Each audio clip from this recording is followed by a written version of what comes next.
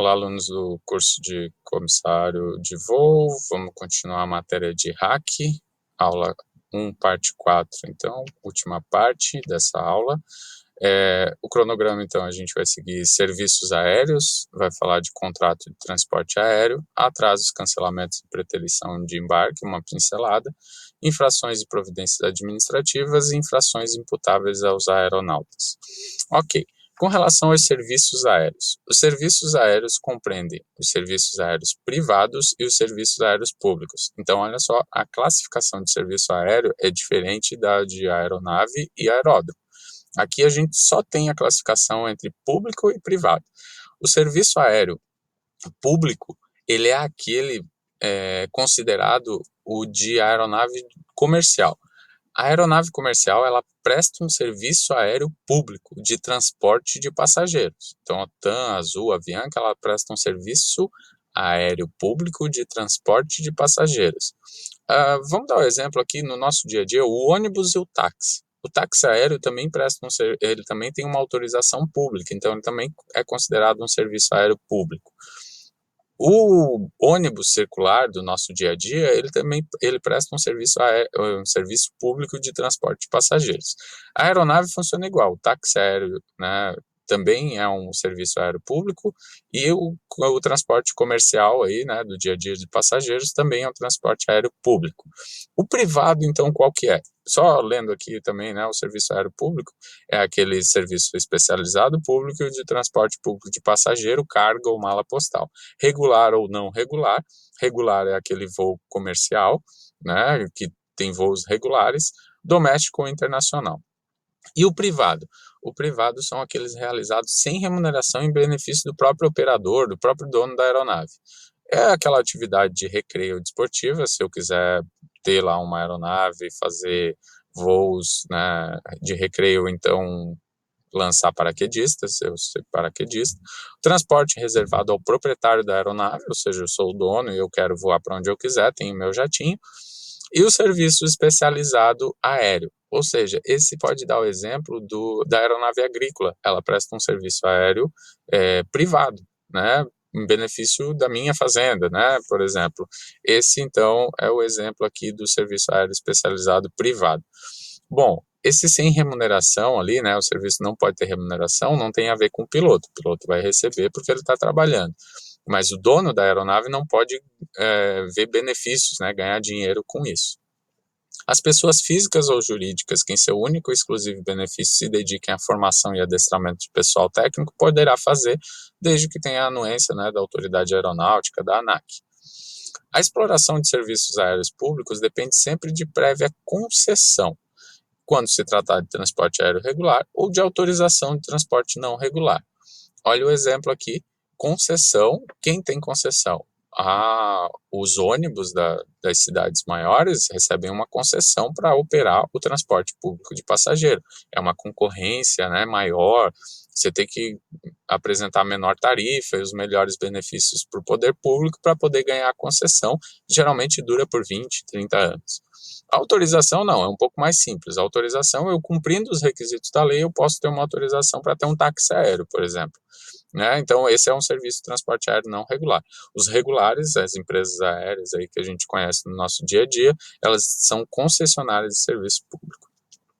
Transporte aéreo regular internacional poderá ser feito por empresas nacionais e estrangeiras. Então, transporte aéreo internacional, tanto empresa nacional quanto estrangeira, a gente sabe, a Air France faz, né, outras empresas aí aéreas de outros países também fazem, estando sempre submetida aos tratados internacionais, acordos entre países e tudo mais. Designação de empresa brasileira. O governo brasileiro, como é que funciona essa autorização, né, para a aeronave comercial fazer voo internacional? Ela primeiro precisa passar pelo uma autorização no Brasil e ser designada aqui pelo governo do Brasil para depois ir pedir autorização e ser lá no país onde ela quer operar. Tendo a autorização do governo brasileiro e do país onde ela quer operar, cumprindo lá os requisitos da lei daquele país, ela pode começar a fazer voo internacional. É essa autorização que é necessária para o voo comercial, né? Lá, quando ela entra no espaço aéreo, ela já precisa ter esse acordo assinado, né? Tudo certinho. O governo brasileiro designará as empresas para o melhor transporte aéreo, o serviço de transporte aéreo internacional. Essa designação tem como objetivo melhor rendimento econômico, estimular turismo e assim vai. Após a designação pelo governo brasileiro para prestar o serviço de transporte aéreo, caberá às empresas designadas providenciarem autorização de funcionamento junto ao país onde pretende operar, né? Foi o exemplo que eu dei. Designação de empresa estrangeira. A empresa estrangeira deve fazer o mesmo caminho, só que o inverso, né? Ela primeiro precisa ser designada pelo governo do país dela e depois vir pedir autorização e funcionamento aqui no Brasil. E ela precisa cumprir alguns requisitos. Para operar aqui no Brasil, ela precisa apresentar os planos operacionais e técnicos, ou seja, onde ela vai deixar a aeronave, onde vai ser manutenção, todo o pessoal de apoio em solo, no aeroporto, precisa ser apresentado. As tarifas, né, o valor das tarifas que ela pretende aplicar e os horários que pretende observar. Toda modificação que envolva equipamento, horário, frequência, tudo isso precisa ser autorizado antes pela Autoridade Aeronáutica Brasileira, pela ANAC aqui, tá? O transporte aéreo doméstico, o que é?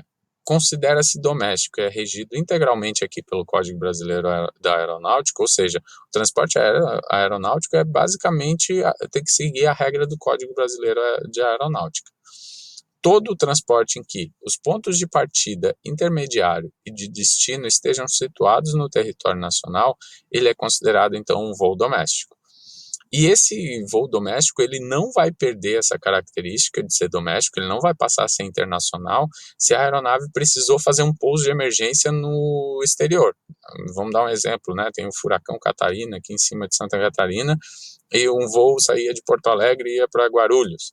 E aí tem um problema aqui, a aeronave teve que fazer um pouso de emergência e aguardar essa tormenta ali no Paraguai. Isso não muda a característica de doméstico do voo, por quê? Porque inicialmente o seu voo partiria de um ponto e iria para o outro dentro do território nacional. Tá ok? Então, o transporte aéreo não perderá a característica de doméstico se, por motivo de força maior, a aeronave fizer escala em território estrangeiro, estando, porém, em território brasileiro, os seus pontos de partida e de destino. Os serviços aéreos de transporte público doméstico são reservados às pessoas jurídicas brasileiras. Então, também só pode ter empresa brasileira fazendo voo doméstico no Brasil. Então, a gente nunca vai ver, né, uma aeronave da American Airlines fazendo voo de Guarulhos a Maceió, por exemplo. Isso é transporte doméstico, ela não pode embarcar ninguém e desembarcar lá. O contrato de transporte aéreo. Pelo contrato de transporte aéreo, obriga-se o empresário a transportar passageiro, bagagem, carga, encomenda ou mala postal por meio de aeronave mediante pagamento. A falta ou irregularidade da perda do bilhete não altera em nada. Tanto é que hoje a gente chega no aeroporto e apresenta um documento, né? E sabe que a empresa tem que se virar. Eu não preciso ter a passagem na mão. O bilhete de passagem. No transporte de pessoas, o transportador é obrigado a entregar o bilhete. Geralmente vai por e-mail, mas a gente não precisa estar de posse dele. Vai ter que indicar o lugar, a data, todos os detalhes do voo. O bilhete de passagem tem validade de 1 ano, isso é importante, a partir da data da emissão, não é de quando eu vou voar, é de quando eu comprei. Então, comprei hoje, eu tenho 1 ano, se eu precisar cancelar essa viagem, não vou poder ir. A minha passagem está para daqui a 2 meses, não vou poder ir, vou segurar, vou cancelar esse voo, vou deixar essa passagem aberta. Eu pago umas multas, é claro, e vai ter validade de 1 ano a partir de hoje, tá? O passageiro tem direito ao reembolso do valor já pago do bilhete se o transportador cancelar a viagem. Então, eu posso pedir reembolso se o transportador cancelar. No caso de atraso de partida da aeronave por mais de 4 horas, eu também posso pedir um reembolso, né, o ressarcimento do valor do bilhete, ou eu posso pedir que a empresa, então, me coloque em um voo de serviço equivalente de outra empresa, não interessa, para que eu vá para o mesmo destino. Agora, quando o transporte sofrer interrupção ou atraso em aeroporto de escala, lá no meio do caminho, por período superior também a 4 horas, eu também tenho direito à restituição do valor do preço, do trecho, ou eu posso optar por endossar esse bilhete a outro titular. Tá? Posso também passar essa propriedade, né, esse direito para outra pessoa e comprar em outra empresa aérea.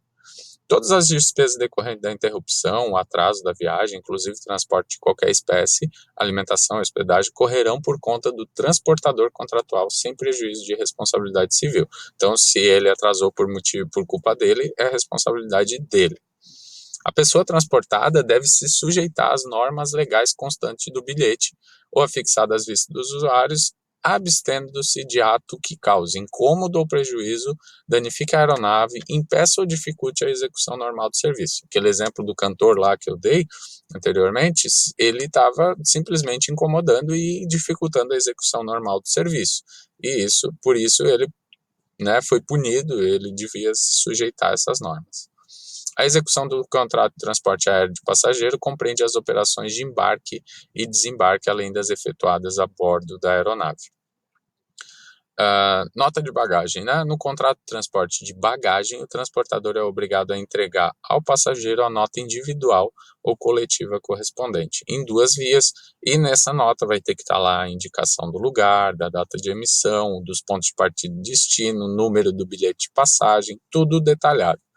A execução desse contrato ela se inicia com a entrega da bagagem, né, e a notinha que você recebe, e termina com o recebimento da bagagem.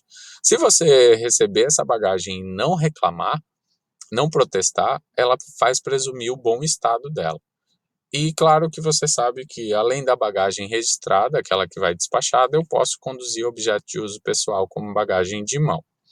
O protesto, ele se faz mediante uma ressalva lançada no documento de transporte ou mediante qualquer comunicação escrita, encaminhada ao transportador. Posso mandar um e-mail, por exemplo, reclamando, né, fazendo o protesto. O protesto por avaria, quando tem um dano na minha bagagem, ele deve ser feito no prazo máximo de 7 dias, a contar do recebimento da bagagem, e por atraso eu tenho um prazo de 15 dias, a contar da data que eu recebi a minha bagagem. Aqui só um detalhe, né, da resolução da ANAC: atraso de 1 hora eu tenho direito de comunicação, de 2 alimentação, e 4 horas eu tenho direito à acomodação e hospedagem e transporte do aeroporto para o local da acomodação também. Infrações e providências administrativas, importantíssimo esse tema. Na infração ao Código Brasileiro de Aeronáutica, ou da legislação complementar também, a autoridade aeronáutica, ou a ANAC no caso, né, pode tomar as seguintes providências administrativas. Quais são as punições previstas no Código? Primeiro, multa. Depois, e concomitantemente, eu posso receber uma suspensão do meu certificado, da minha licença, de concessão ou autorização, se for falar da empresa aérea. Eu posso também ser cassado, ter cassado meu certificado, minha licença, concessão e autorização. Eu posso deter, né, interditar ou apreender aeronaves, a ANAC pode fazer isso, o material transportado, e pode também ter intervenção nas empresas concessionárias. Multa, suspensão e cassação pode ser aplicada aos aeronautas, então.